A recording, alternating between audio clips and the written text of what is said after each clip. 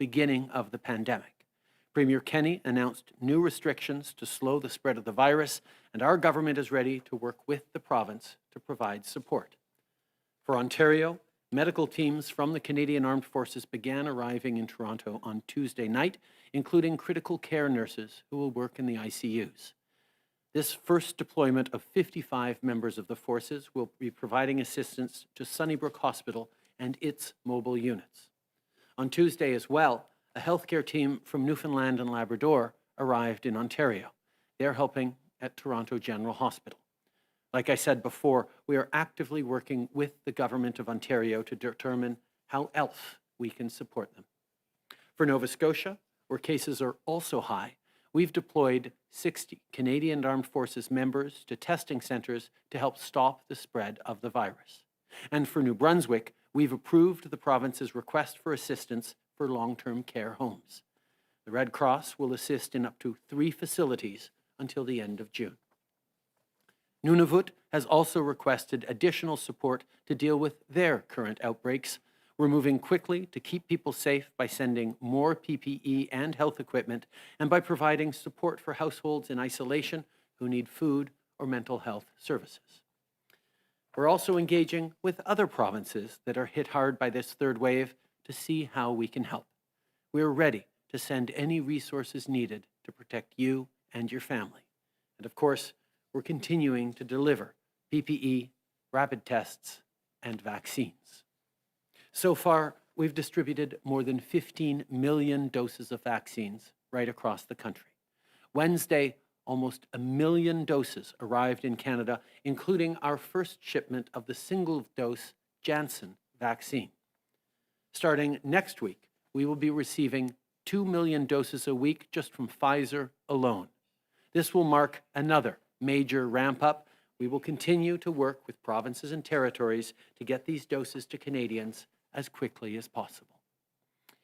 Il y a de plus en plus de gens vaccinés. There are more and more Canadians that are vaccinated in several provinces. Vaccination will be open to the general public soon. This is encouraging news. Over the last year, we have often repeated that each effort counts.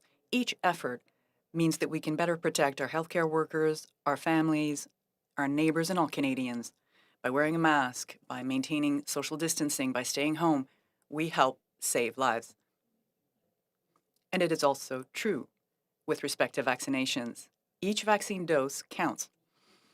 As soon as it's your turn, I urge you to take an appointment to get your vaccine. It's important to protect oneself and to protect others.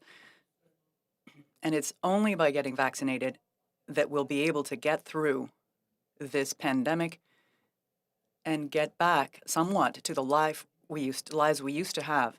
At the beginning of the crisis, we promised families, workers, and small businesses that our government would be there for them. We are doing everything possible to make sure that our economic recovery is as robust and swift as possible. Finance Minister Freeland introduced the Budget Implementation Act in the House of Commons. This is the next step forward on the plan we laid out in last week's budget, a plan to get through the pandemic, create jobs, and make sure our economy comes roaring back. This bill includes extensions of support programs that have been a lifeline for millions of Canadians, from the wage subsidy and the rent subsidy to the Canada Recovery Benefit and the Recovery Caregiving Benefit. We're facing a very serious third wave, so we need to make sure we can deliver support to the workers and businesses who rely on these programs. Of course, that's not all this plan lays out.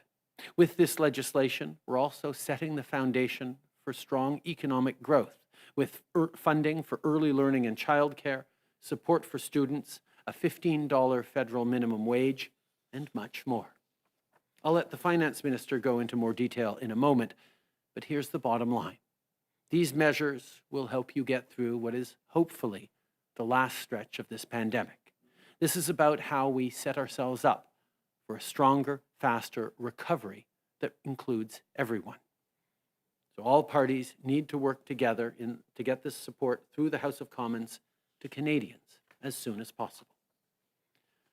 En terminant, in closing, as announced this morning, I want to point out that Isabelle Hudon, current French ambassador, Canadian ambassador to France, has agreed to become the next CEO of the Entrepreneurs Bank of Canada, or EDC rather. Her experience in the field of business internationally and in Canada make her the ideal person for this role. She will be the first person to lead EDC and will be able to continue their excellent work in helping recover in the recovery of our small businesses. In her current role at the French Embassy, she has led a number of economic initiatives, and between 2017 and 2020, economic trade between France and Canada has been raised by 20%. But there's reason to hope. With more people getting their shot and more vaccines on the way, we will get through this. And as we do, we're going to keep working together to rebuild a safer, healthier Canada and a stronger, more resilient economy that leaves no one behind. Before I pass it over to Deputy Prime Minister Freeland, I want to extend my deepest condolences to the families, friends, and victims of the tragedy at Mount Meron. Canada stands with the people of Israel and the Jewish community. Merci. Christian.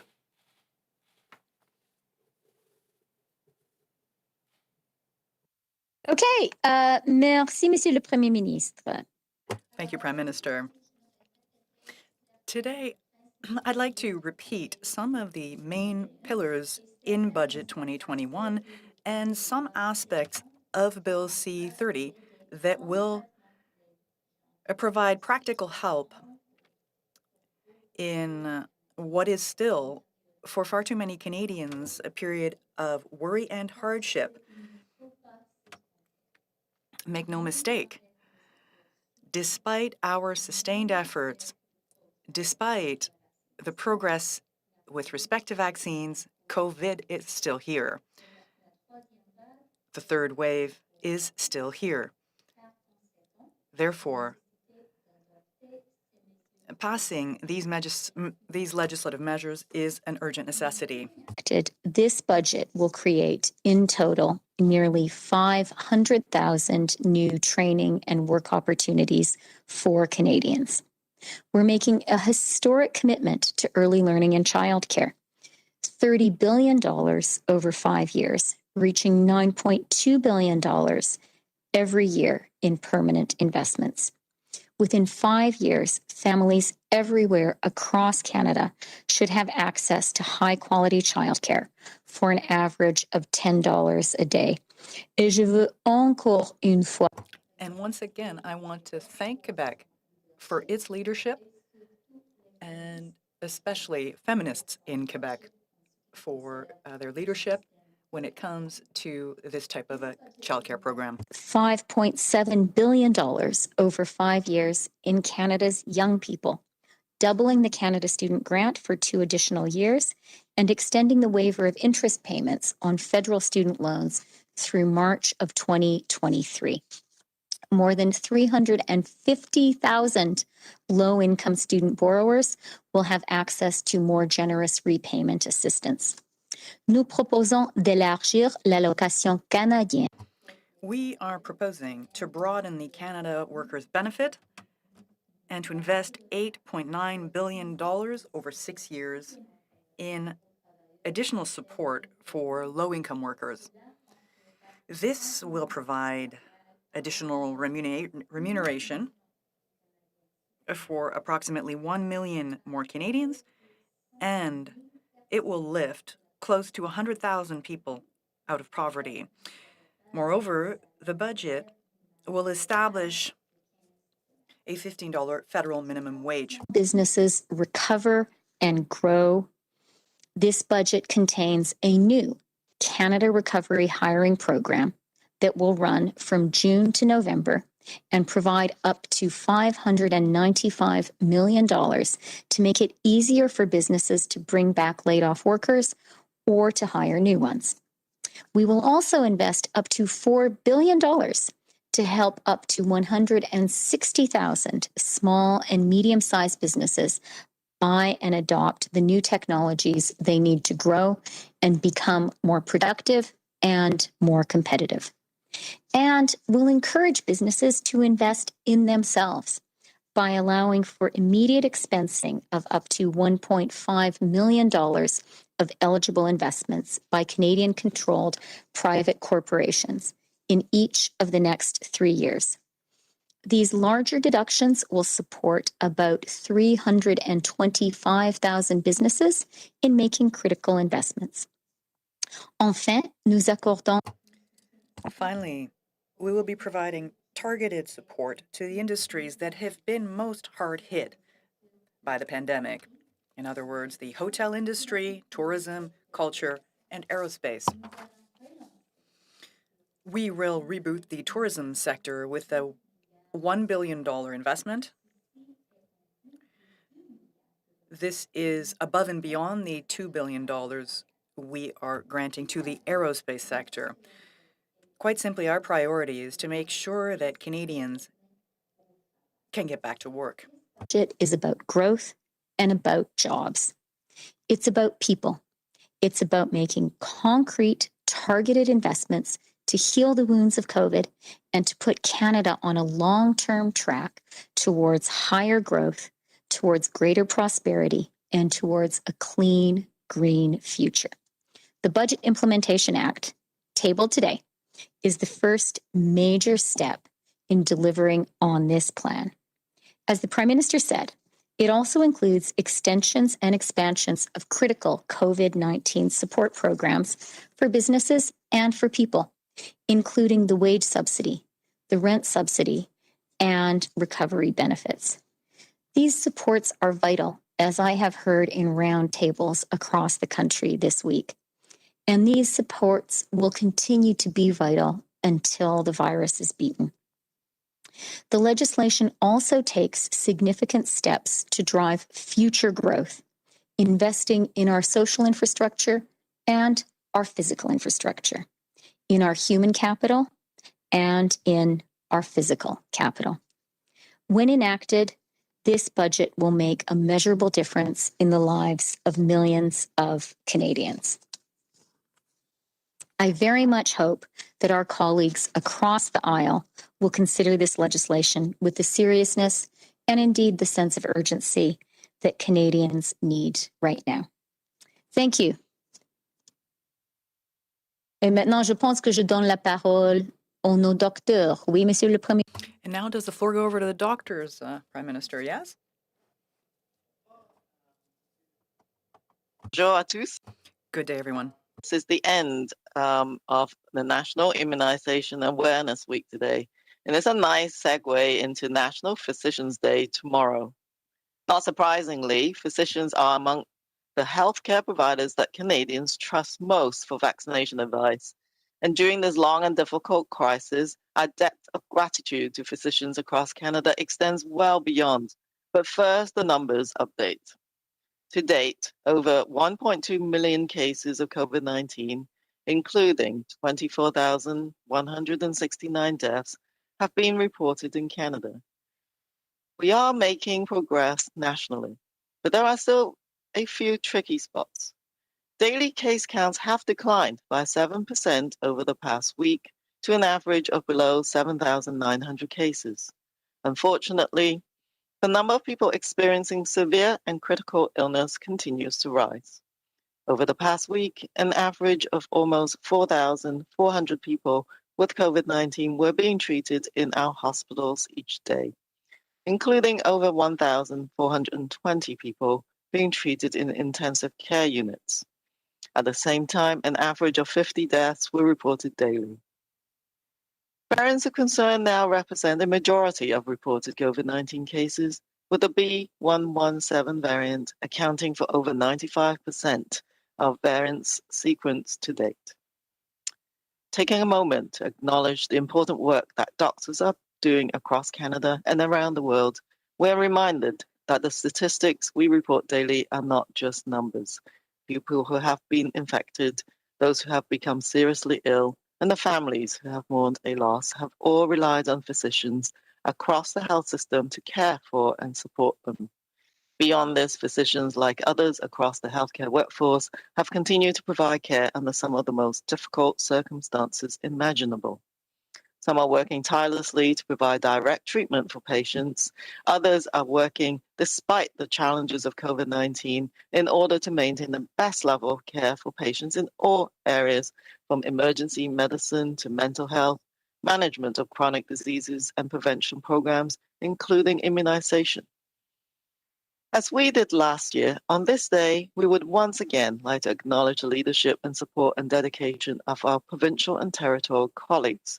Working together has made us all stronger in leading Canada through the long and rough terrain of this crisis. We are a country of consensus and collaboration, and this event has required virtually around-the-clock collaboration to assess the evolving science and evidence, provide a vast range of public health advice, and share practical experience at every stage of the response. On behalf of our colleagues, I also want to thank Canadians for their continuing efforts. More than a year ago, when Chief Medical Officers called for massive changes to the everyday lives of Canadians, you rose to the challenge, and you have shown perseverance, kindness, and solidarity. Though we are in a difficult stretch right now, we are making progress. Public health measures having an impact, and with over 13.1 million doses of COVID-19 vaccines administered across Canada to date, and vaccine supplies increasing, we will get to better days ahead. As you continue with individual precautions, follow public health advice, and get vaccinated when your turn comes, please do not stop all the other things that are vital for maintaining your health. Seek immediate care for urgent issues, and keep up with health visits to maintain physical and mental health. Care for chronic diseases, and prevent future problems by keeping up to date with screening and vaccinations. Even after you've received the vaccine, hand washing, physical distancing, and mask wearing remain as important as ever. Thank you for staying as healthy as you can. Bonjour à toutes et à tous. Good day, everyone. The end of National Immunization Awareness Week today is a nice segue leading into National Physicians' Day tomorrow.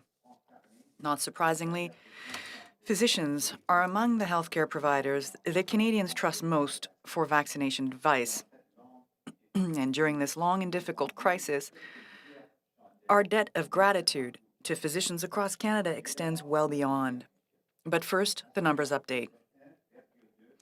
To date, over 1.2 million cases of COVID-19, including 24,169 deaths, have been reported in Canada. We are making progress nationally, but there are still a few tricky spots. Daily case counts have declined by 7% over the last week to an average of below 7,900 cases. Unfortunately, the number of people experiencing severe and critical illness continues to rise. Over the past week, an average of almost 4,400 people with COVID-19 were being treated in our hospitals each day, including over 1,420 people being treated in intensive care units. At the same time, an average of 50 deaths were reported daily.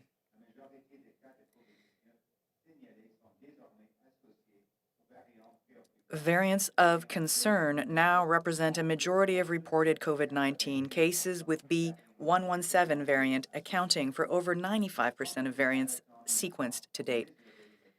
Taking a moment to acknowledge the important work that doctors are doing across Canada and around the world, we are reminded that the statistics we report daily are not just numbers. People who've been infected, those who have become seriously ill, and the families who have mourned a loss have all relied on physicians across the health system to care for and support them. Beyond this, physicians, like others across the healthcare workforce, have continued to provide care under some of the most difficult circumstances imaginable. Some are working tirelessly to provide direct treatment to patients with COVID-19. Others are working, despite the challenges of COVID-19, in order to maintain the best level of care for patients in all other areas, from emergency medicine to mental health, management of chronic diseases, and prevention programs, including immunization. As we did last year, on this day, we would like once again to acknowledge the leadership, support, and dedication of our provincial and territorial colleagues. Working together has made us all stronger in leading Canada through the long and rough terrain of this crisis. We are a country of consensus and collaboration, and this event has required a virtually around-the-clock collaboration to assess the evolving science and evidence, provide a vast range of public health advice, and share practical experience at every stage of the response. On behalf of our colleagues, I also want to thank Canadians for their continuing efforts.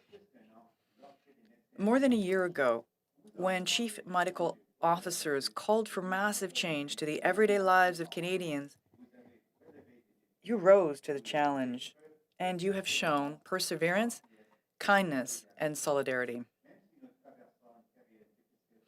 Though we are in a difficult stretch right now, we are making progress.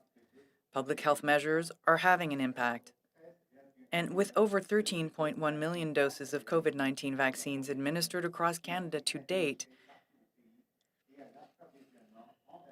and vaccine supply increasing, we will get to better days ahead. As you continue with individual precautions, follow public health advice, and get vaccinated when your turn comes, please don't stop doing all the other things that are vital for maintaining your health.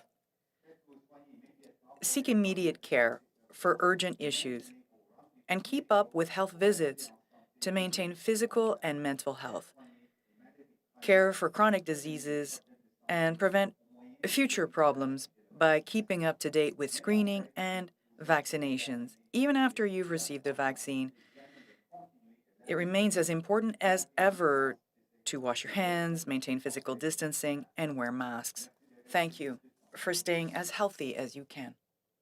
Thank you, Dr. New. We'll now turn to the phones for questions. The Prime Minister will be around for a number of questions, and then the ministers and doctors will still be around afterwards for amount of time. Operator, over to you. Thank you, merci. Please press star 1 if you have a question. S'il vous plaît, appuyez sur étoile 1 si vous avez une question. La première question de Raymond Fillon, TVA. La parole est à vous. Raymond Fillon from TVA. Good day. Thank you, Prime Minister. There's been a protest against health measures that is going to happen tomorrow at this Olympic Stadium. Apparently, it will be an impediment to vaccinations that are planned there. I'd like to hear what you have to say to that. Answer. It is really maddening to see that people are reacting in this way. I realize that these are challenging times. There's a lot of anxiety, a lot of frustration that we're all feeling because of these public health measures. But these public health measures are in place to protect us, to protect our frontline workers, to protect our seniors, to protect our children, protect our communities. And we must continue to listen to our experts. Our public health care experts are telling us to get vaccinated as quickly as possible. They're telling us we should continue to wear masks. We should avoid any group gatherings. We should stay home. This is the way for us to get back to normalcy in our daily lives as soon as possible. Unfortunately, people that are getting together, gathering to protest, are actually extending the need for these public health measures, these restrictions that we all find ourselves in now. So I would call on everyone to please do your part. Please be careful, reduce your contacts. This is how we will get through this crisis. Pour revenir au Premier ministre de Just a l'Ontario. second, Raymond, il m'en anglais. In English? I think it is really troubling to see people continuing and intending to come together and demonstrate against these public health measures. Of course, freedom of speech and freedom of assembly and the ability to express your opinions continues to be extremely important, even and especially during a pandemic, but it must be done safely. The irony here is that by gathering, people are putting each other at risk. spreading further cases of COVID-19 and extending the time in which we will have to be faced with restrictions and public health measures. We know people are tired. We know people are frustrated. Everyone is feeling this way. But the better we are at hanging in there a few more weeks, at getting vaccinated quickly, at making sure we're continuing to avoid gatherings, keeping our contacts low, being careful, wearing a mask, using the COVID app, these are the things that are going to get us back to normal as quickly as possible. And I know that's what we all want. Oui, en suivi, j'aimerais... Follow up. Mr. Trudeau, I'd like to get back to the Ontario Premier. He asked you yesterday to impose a mandatory quarantine for those travelers that are coming through the land border, and also to require a test before any domestic flights. Is this something that's on the table? Answer. We discussed a number of measures yesterday during that call. I can say, first and foremost, we will continue to work with the provinces and the territories to make sure that we are protecting Canadians. Now, as to the issue of borders, remember that over a year ago, we closed basically all of our borders to travelers. So only Canadians, permanent residents, and essential workers or exceptional cases can cross the border. So that's a reduction of about, there's only 5% of travelers are actually getting through the border now. Despite that, we needed strong, stringent measures. So we have measures. So anyone arriving to our border by plane or at a land border, these individuals have to show a negative test in the last 3 days. They have to be tested upon arrival. They have to immediately go into quarantine for 2 weeks. They will then be tested a third time on day 8 of that quarantine. These measures are being closely monitored by the authorities with extremely harsh penalties for people who don't comply. Now, as to the difference between a person arriving at a land border, whether that be by taxi or limousine, versus someone arriving by plane, you have to remember, Raymond, that there is a fundamental difference there. Anyone arriving at a land border is arriving from the United States, has been tested over the last 3 days by the U.S., and is in the U.S. and has been in the U.S.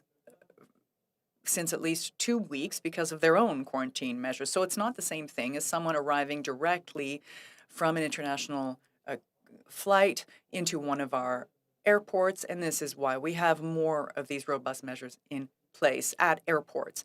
And we are closely looking at, we're monitoring the figures, the results of all of these tests to make sure that we are indeed protecting Canadians as much as possible.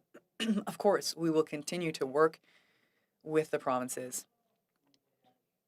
Now, with respect to domestic travel, Premier Ford expressed his desire to have more testing at land borders or between provinces. And these are measures that provinces can impose themselves. We've seen with the Atlantic bubble or in the territories, the Arctic, that the local authorities have put in some measures to restrict domestic travel, and that's been very effective. Ontario does have measures that it can take itself. Above and beyond that, we have offered to provide millions of rapid tests that we have that are not currently being used to full effect throughout the country. To, for instance, test people that are arriving at these airports. But even then, it would be up to the province to lead on that. But we are prepared to provide these rapid tests. So we are here to be partners at every step of the process, and always open to doing more. We will always be there to work with the provinces and territories to keep Canadians safe. I think that is something that we've demonstrated from the very beginning. And we had conversations around a range of issues that we could move forward on last night. I think one of the things to remember, first and foremost, on international travel and people arriving in Canada is it's been well over a year that we actually shut down over 95% of all travel to Canada. The only people traveling across our border in any way right now are either permanent citizens or Canadians returning home, essential workers, and a limited number of exception cases that have squashed the number down to 5% of what it used to be in previous years.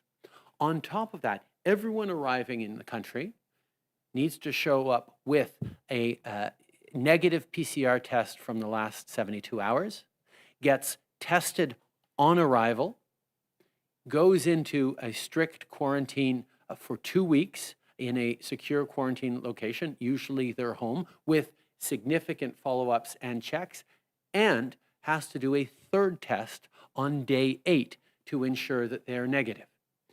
These are measures that apply to everyone.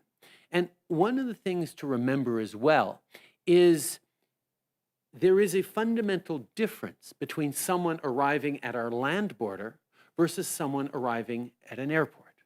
Someone who arrives at our land border has been in the United States, has a PCR test from the US, even if they traveled internationally before because of US quarantines, has been in the US at least 2 weeks. And therefore, the measures that we put in place at the border, and we're following very closely the numbers and the data we collect on these tests, has been a extremely low and manageable number of cases. And we're always looking at doing more enforcement, at stepping up on the penalties on that, and we will continue to work with the provinces on that. But there is a fundamental difference between someone arriving on connecting flights from anywhere around the world at our airports, which is why we have required government-approved accommodations until the negative PCR test that they got on arrival is indeed furnished. But further than that, we will continue to work with the provinces, whether they want to look at rapid testing on arrival in airports across the country. We have we have in our possession millions upon millions of rapid tests that are being underutilized across the country, and would happily furnish some to Ontario or any other provinces that want to test people on arrival, but they will have to work out the logistics on how to actually test everyone. But it's something that has been done. We watched the Atlantic provinces severely limit domestic travel with very strong measures. We watched the Arctic territories doing the same thing to extreme success. And they didn't require the support or the intervention or the permission of the federal government to do it, although we were happy to support them in any ways we needed to. Ontario has lots of tools, and we will continue to work with them on bringing in the right tools to keep people safe through this difficult third wave. Next question, operator. Thank you, merci. The next question is from Dylan Robertson from the Winnipeg Free Press. Please go ahead. Good morning, Prime Minister. The Manitoba Premier says teachers will soon be able to go down to North Dakota to get vaccinated and come back to Canada without quarantining. Are you comfortable with provinces sending essential workers to the States to get vaccinated? And do you support waiving the quarantine and testing requirements? I believe conversations are still very much ongoing around waiving quarantine requirements. That's something that I think all Canadians have a little concern around. The initial desire to get people who were crossing the border already, like truck drivers and others, vaccinated in South Dakota, didn't require any waiving of quarantines. But we are working to ensure that people get vaccinated right across the country as quickly as possible, and we'll continue those conversations with Manitoba and others. Follow up, Dylan? And Prime Minister, the premiers of Manitoba and Saskatchewan say they're relying on the generosity of Americans because Canada's vaccine rollout is going so much slower. And I'm wondering what your response is to that. We have been working incredibly hard across the country and around the world to deliver on vaccines. We started our vaccination program in December, and it has ramped up steadily ever since.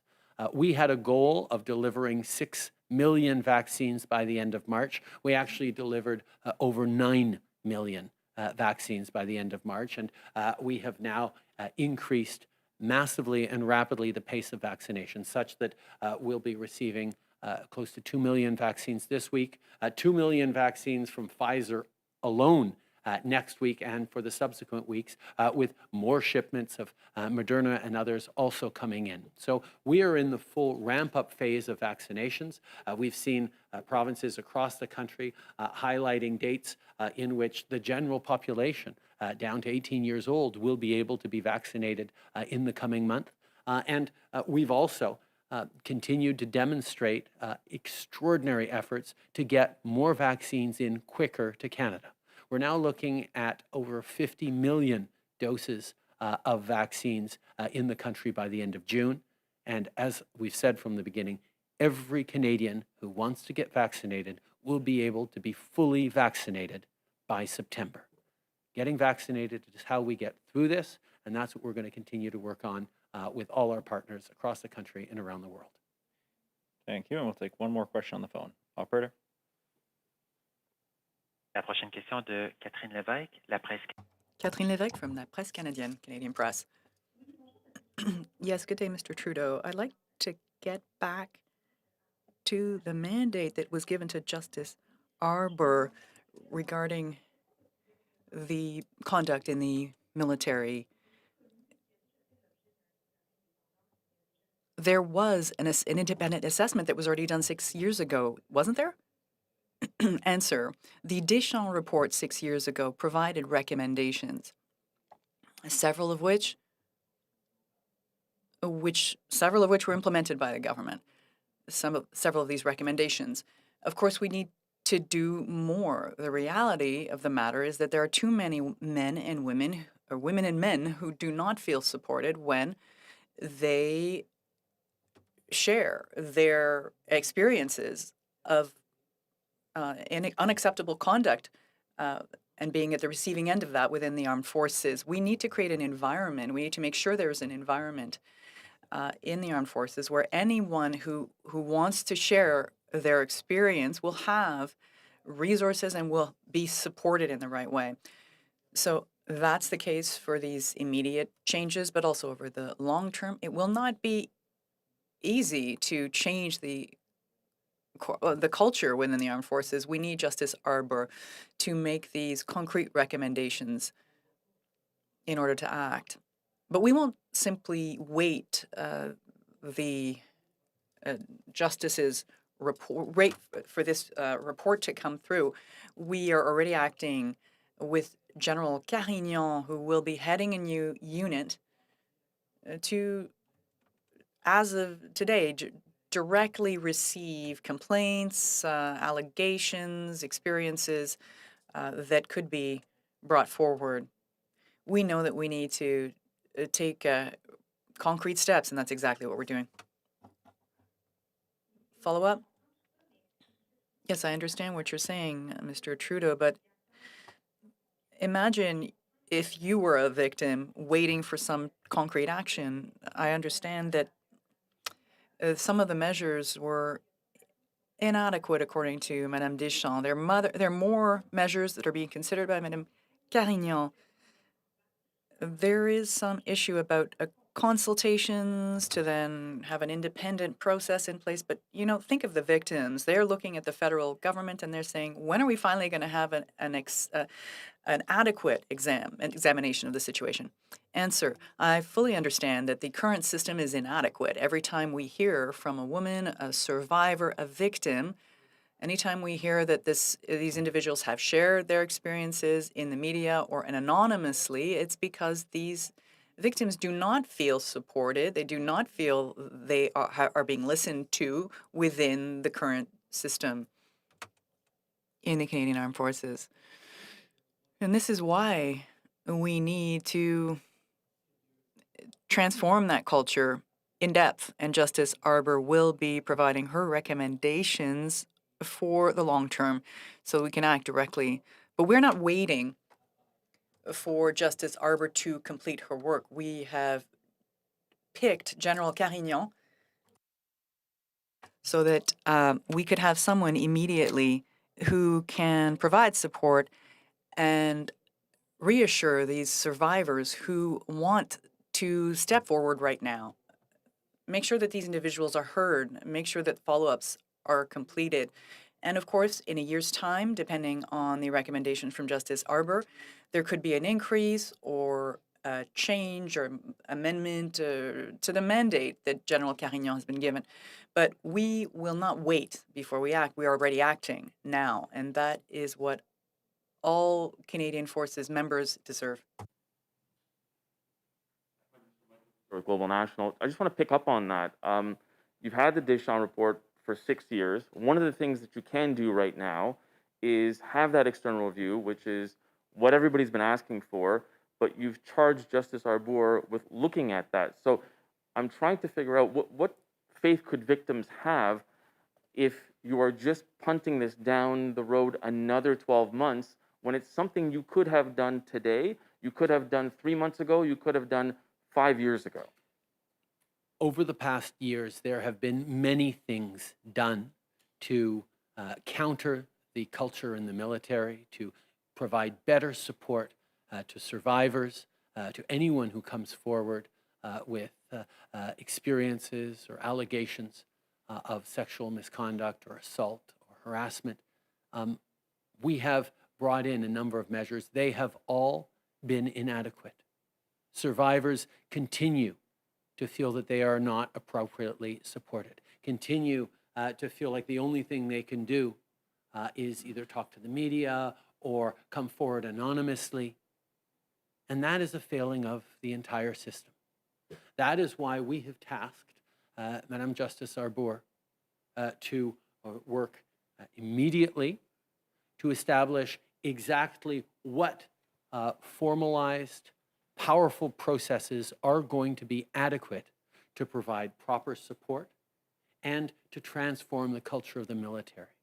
But Mike, you're absolutely right. We should not have to wait a year before we can take action or provide support. And that is why we have appointed General Carignan, who will be there right now to be able to support and to take in and follow up on any allegations or experiences that survivors wish to come forward and share. And as Madame Arbour does her work and make recommendations, which don't necessarily have to wait till the end and the final report, we will be able to adjust and modify.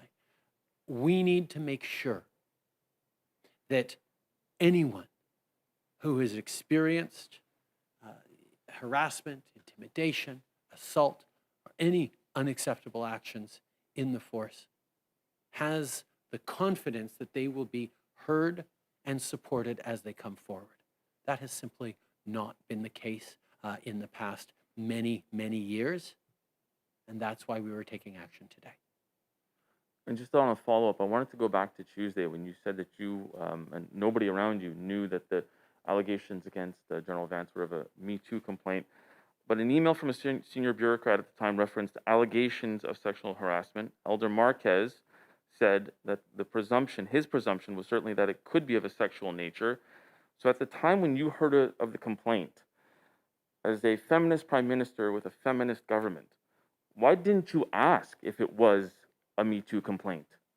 As we've said many, many times, as a government, we have always taken extremely seriously the responsibility to support anyone who comes forward. And supporting in this situation meant ensuring that this complaint was followed up by the proper authorities with the mandate to do that. Not followed up on by politicians, but by a rigorous process. That is what my office ensured, that complaint was directed towards the appropriate authorities.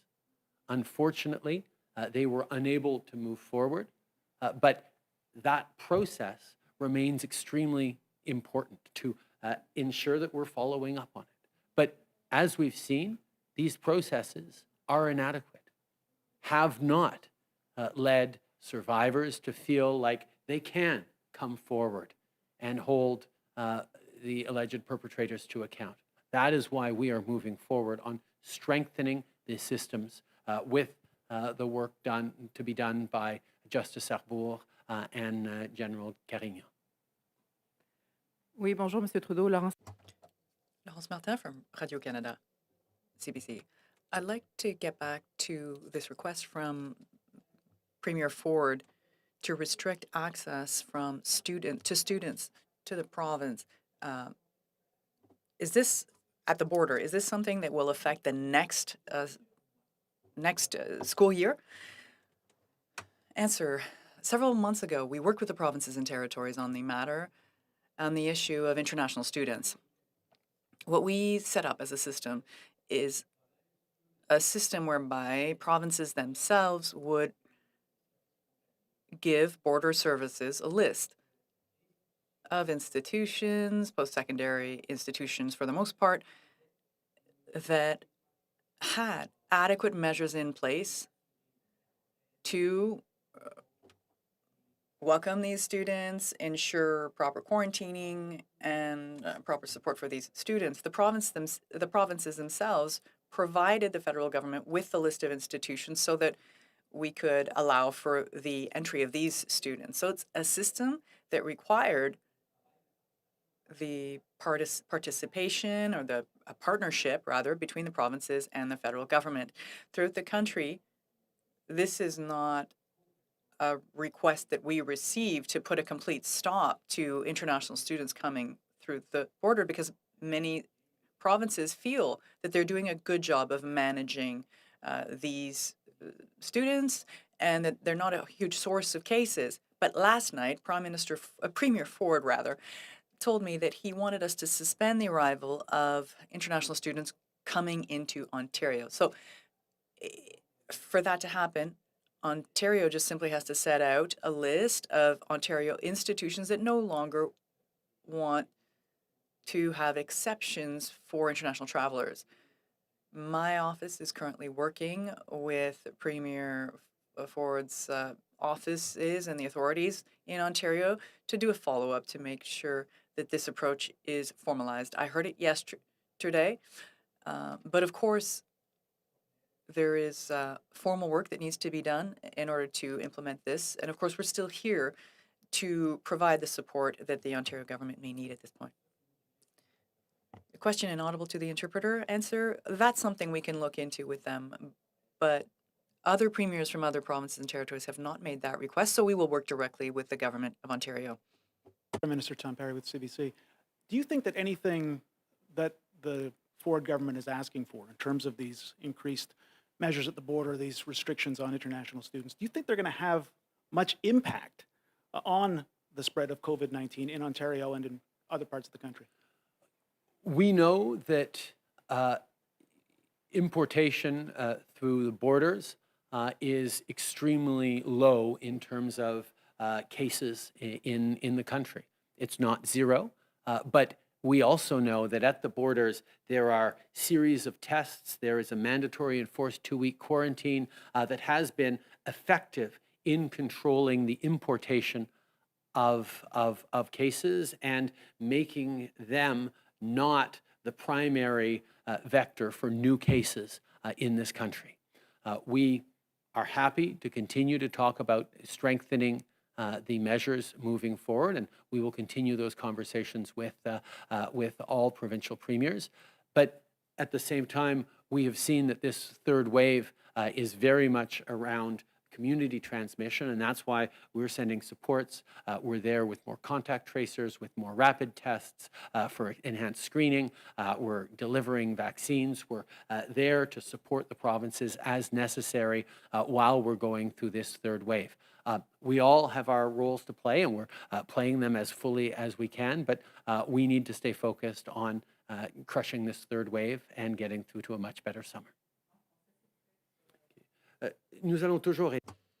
We'll always be there to work with the provinces to limit the arrival of cases through the border. The closure of our borders for over almost a year now, except for a few exceptions, has been an extremely effective way of limiting COVID-19 cases in our country. We're always open to doing more, and we will work with the provinces on new measures. Of course, at the same time, we recognize that this third wave is characterized by community spread, and that is where we are also very much present to help the provinces with PCR testing, rapid testing, vaccines, healthcare workers, the Canadian Armed Forces, the Red Cross. We will always be there to support the provinces while they manage this third wave.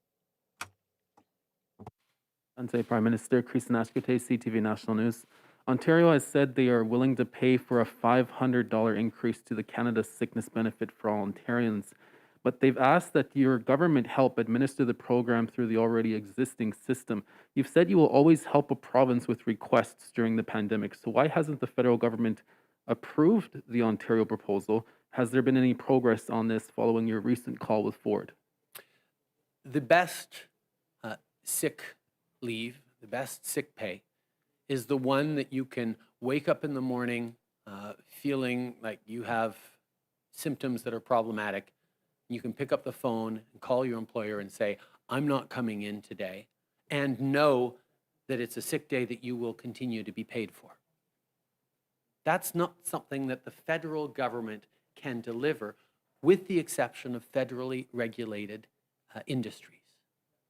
A couple of years ago now, the federal government moved forward so that employers in federally regulated industries could offer exactly that kind of sick leave.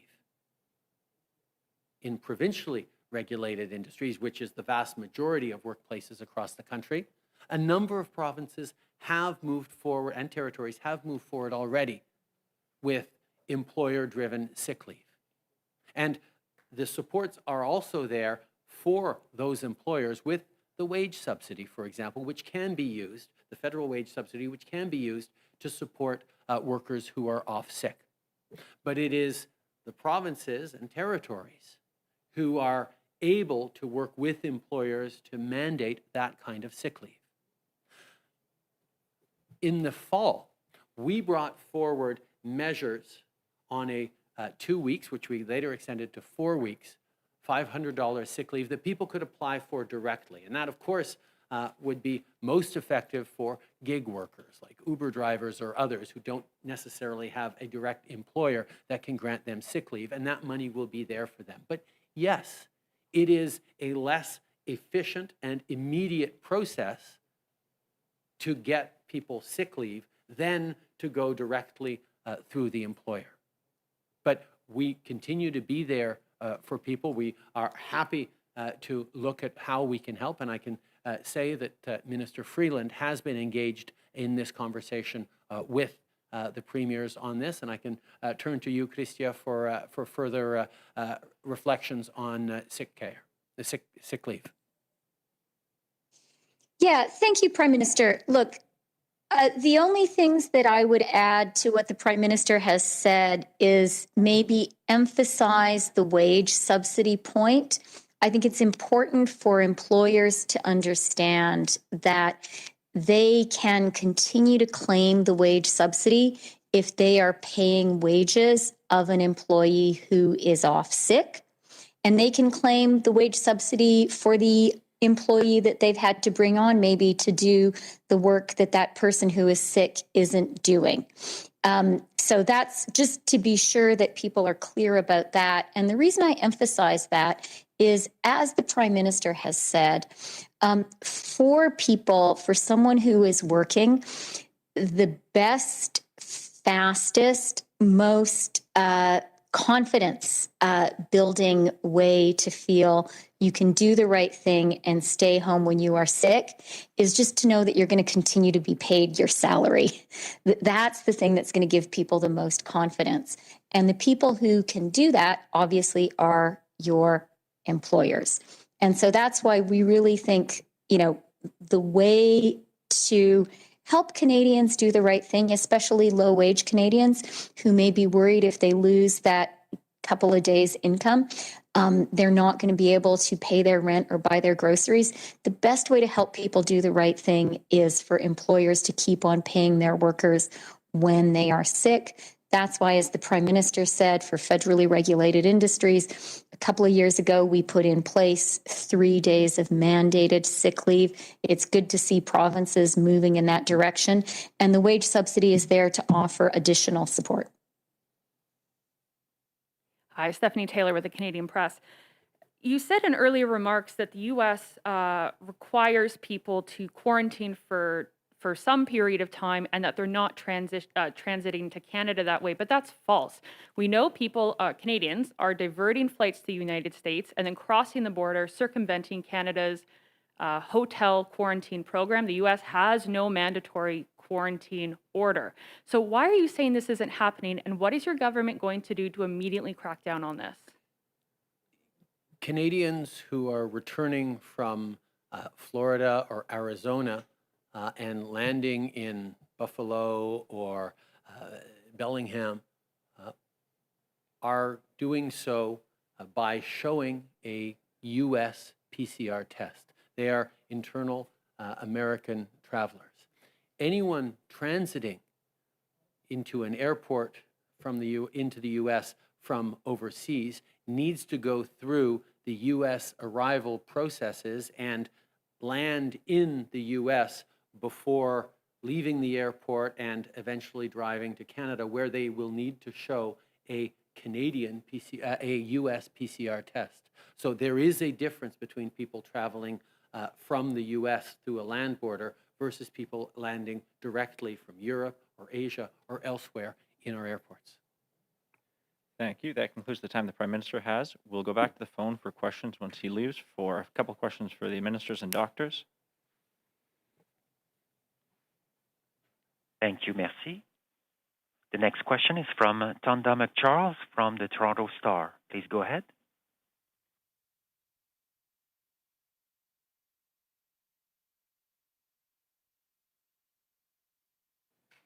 Tonda McCharles, your line is open. Darn, sorry, I was muted again. Hi, thanks. Minister Freeland, can I go back to the top-up issue?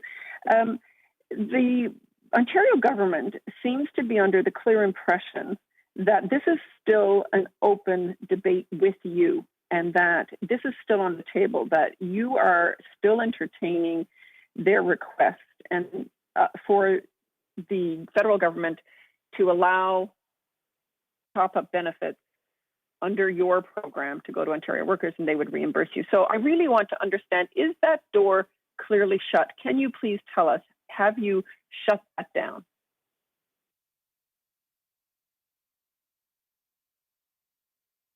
Okay. Now it's my turn to unmute myself. Hi, Tonda. Nice to hear you. Look, I think the Prime Minister was pretty clear, and it's an answer in two parts. The first part is to say we moved when COVID first hit to provide support that filled in the gaps of Canada's EI system. You know, when COVID first hit, we realized our system didn't cover everybody, particularly gig workers. And we realized we needed to be there and provide additional support. And that support does include, as people know, an additional sickness benefit. It's there to help people do the right thing. But we're also very conscious of the fact that that gap-filling support that the federal government has put in place can never help people as immediately and can never give people as much certainty and confidence as just continuing to get paid by your regular employer if you have one, which gig workers often may not, hence the need for that system. But there's nothing that beats just continuing to get your salary. And that really can give people the comfort to do the right thing and stay home when they are sick.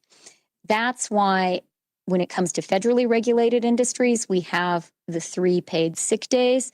That is why I really do want to emphasize to employers using the wage subsidy that is there to provide additional support. And that's why we really welcome steps taken by provinces and territories to either mandate and support employers who are providing that support. Follow up, Tony? Right, and I have thanks. I have a pea-sized brain at the best of times here, so I do understand all that, but I still don't hear no, and they don't hear no, because they tell us that they hear there are still talks going on, we're still discussing. So can you please tell us, is that off the table? Tonda, you very much do not have a pea-sized brain. Your protestations to the contrary, and I know you understand the issue very well.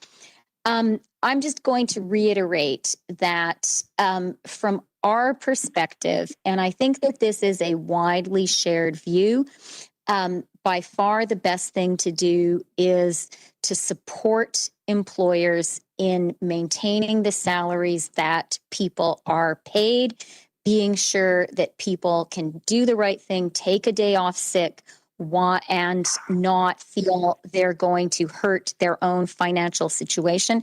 I'd like to take this opportunity to say to employers, please do that. It's the right thing for your community. But, also it's the right thing for your workplace. It's not good for anyone to have people who are sick at any time, but especially while we're fighting a third wave, come into work. And we welcome the fact that provinces and territories have been acting in that space. We are glad to provide the gap-filling support that the federal government has been providing from the start. But, to reiterate, the thing that is going to help us right now, as we are at the height of this virulent third wave, is to ensure that people can just keep getting paid. People who have a salary can keep getting paid their salary. Merci. Prochaine question. Operator. Thank you. Merci. The next question is from Cormac McSweeney from City News. Please go ahead. Yeah, my question is going to be for Minister Anand. We're hearing from Pfizer that apparently they're going to start sourcing our COVID-19 doses beginning next week from the United States instead of Belgium. Can you confirm that, and can you tell us what that might mean for our deliveries moving forward? Does it help logistically speed things up at all? And where are the talks right now with the United States when it comes to the AstraZeneca vaccine? Because we've purchased 20 million doses. They're not using it. They're willing to give some away, and we still haven't been able to access the doses we've already paid for. Hi, Cormac. Yes, I can confirm that as of May 3rd, the Canadian supply of the Pfizer-BioNTech vaccine will come from its manufacturing site in Kalamazoo, Michigan. And in terms of the context for our discussions and negotiations, from the outset, our contract and Health Canada's authorization of the Pfizer vaccine have allowed for deliveries from both the PERS Belgium and the Kalamazoo, Michigan sites. This provides the supplier with the flexibility to ship vaccines from both locations of production and Canada to receive those shipments seamlessly. Pfizer has informed us that they will be shipping Canada's doses from Kalamazoo beginning next week. We expect to remain on the same delivery schedule, with 2 million doses expected each week in May, starting next week, and 2.4 million doses each week in June. The supplier, Pfizer, has also confirmed that shipments will continue to go directly to the provinces on the same schedule. In terms of the U.S. discussions, those have continued to be ongoing this week. And we are being very aggressive, especially with the supplier, in terms of reiterating and stressing the importance of having AstraZeneca vaccines under our bilateral APA in the country as soon as possible. We will have about 4 million, more than 4 million AstraZeneca vaccines in this country from a variety of locations prior to the end of June. Thank you. Follow-up, Cormac? And as a follow-up on a different topic, for the Deputy Prime Minister. I mean, the Prime Minister spoke at length about the border measures currently in place, kind of defending them, saying they're working. But I'm hoping for a little bit more clarity here when it comes to the push from provinces, specifically Ontario, that we bring in this 3-day hotel quarantine for people crossing at land. Can you clearly say, yes, you're considering it, or no, that is not on the table?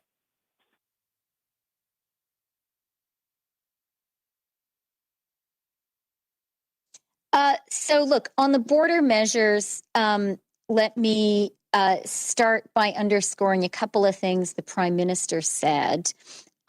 He did remind us all that Canada has very restrictive border measures in place, among the most restrictive, probably in fact the most restrictive in the G7. I think that's a good thing, but it's important for us to all be mindful of that. The Prime Minister also said, and this was discussed on the First Minister's call last night, that the federal government is very prepared to work with provinces and territories on specific views that, you know, the situation in each province and territory is different. And I will tell you that premiers have different views on what's the right thing for them right now. And the federal government, we get that. We get that Canada is vast and diverse, and we are very prepared to work with provinces and territories on specifically what they need. As the Prime Minister said, when it comes to Ontario, that includes working with Ontario at their request at restricting the entry of international students to Ontario institutions.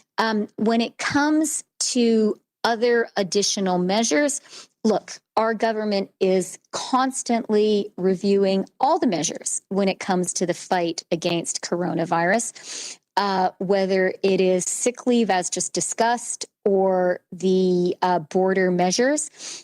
You've seen that we acted on flights from India.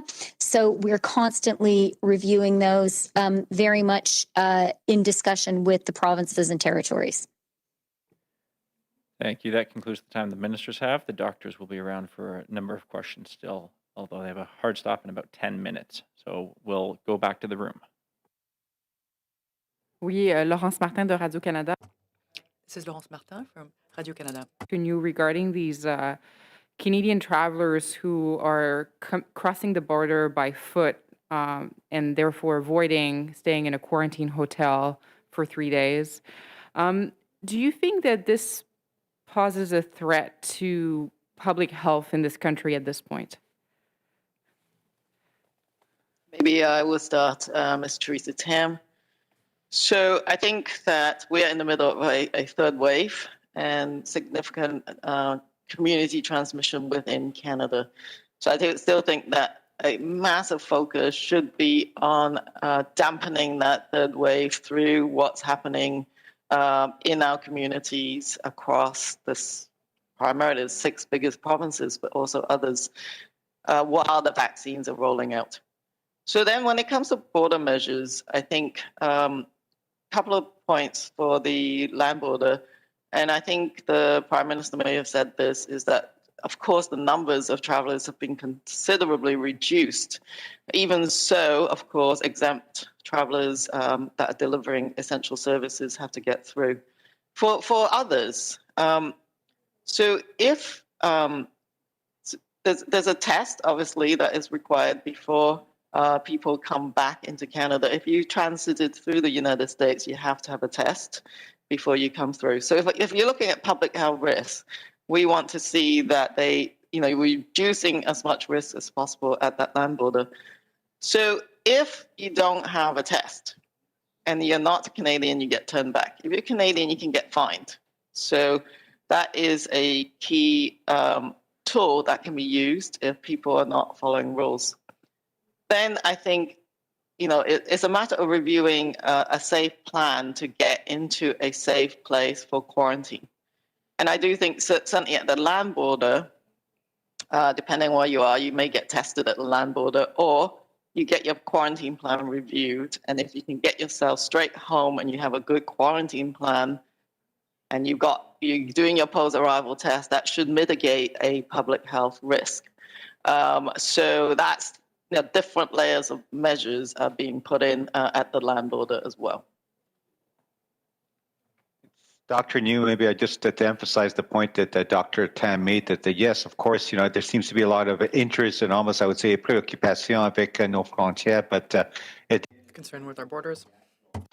actual risk in terms of importation, the actual number of cases with respect to people crossing the border compared to what's happening in the communities in many of the hardest hit provinces. I think that's where the public health focus has to be. I think we need to be laser focused on two main things for community transmission in Canada. It's keeping up with the public health measures and vaccinate as many Canadians as quickly as possible.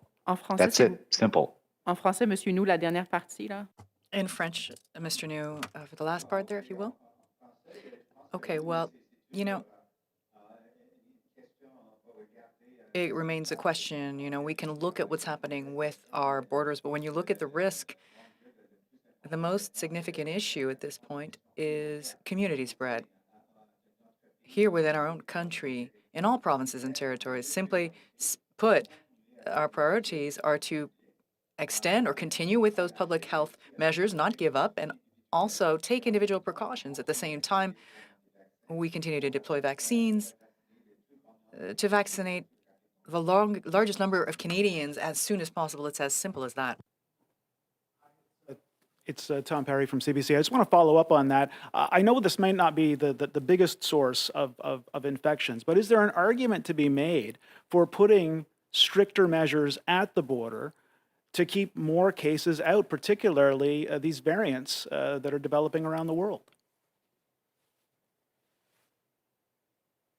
Yes, Teresa Tam. So as the ministers, prime minister said, we have added a lot of different layers of measures. The borders will never be 100% proof on a virus that has the characteristics of COVID-19.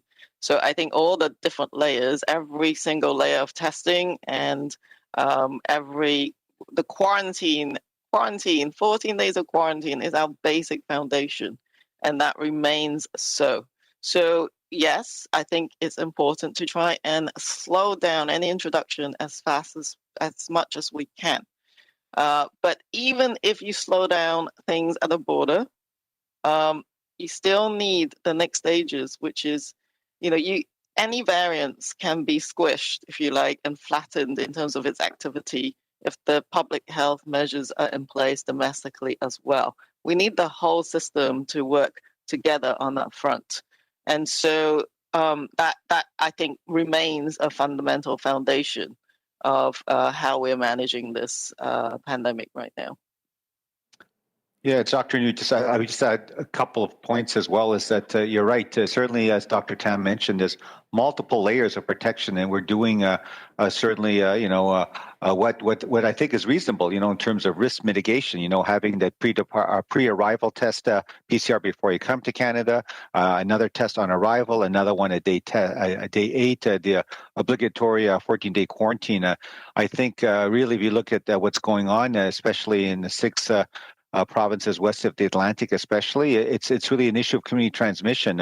What we understand at the federal level is that the tried and true basic, public health control measures, be able to sort of isolate all of the cases, do the contact tracing, the testing, doing the appropriate management of contacts. Is a challenge. I think it's probably not happening as well to the point that public health officials want to do it. And then, of course, you get the spillover effect in terms of what's happening with the healthcare system, with hospitalization and so on and so forth. So I think really that's where the focus really needs to be from a public health perspective. Let's control our community transmission. Let's get to the point that the public health officials can get back to doing the standard public health measures that we've been talking about, sort of the rapid testing and detection of cases, the isolation, the quarantine of contacts, the contact tracing. And then, of course, hopefully, then it won't have an impact on our healthcare system as well. So let's focus on that. And of course, as I said, vaccinating as many Canadians as rapidly as possible. That I think are the two mainstays that we should be pushing forward or on. And of course, there's certain things we can do at the border, but I think in some ways, I think it's detracting from what I think the primary focus should be from a public health perspective. Thank you. Hi, Dr. Tam, Stephanie Taylor with the Canadian Press. There's been a number of reports lately of younger people dying from COVID-19.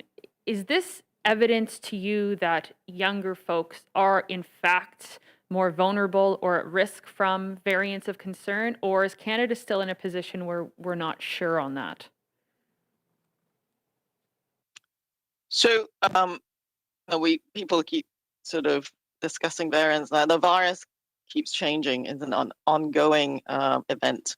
And so as the virus is adapting to the human population, I think the first thing that we're seeing is that some of them are more transmissible, so they spread easier. And as a result, reaches many more people, resulting in, even if they're rare events, becoming more frequent. So I do think that is a key aspect of why we're seeing more younger individuals from getting into hospitals, so that even rare events can be more common. There are some information, particularly on the B117 variant from the United Kingdom, also from Ontario, which suggests that there are stronger evidence towards the fact that they may cause more severe outcomes. So that might be added on top of the fact that you just got essentially more people infected. And so both of those factors might be at play. For some of the other variants, it's less clear.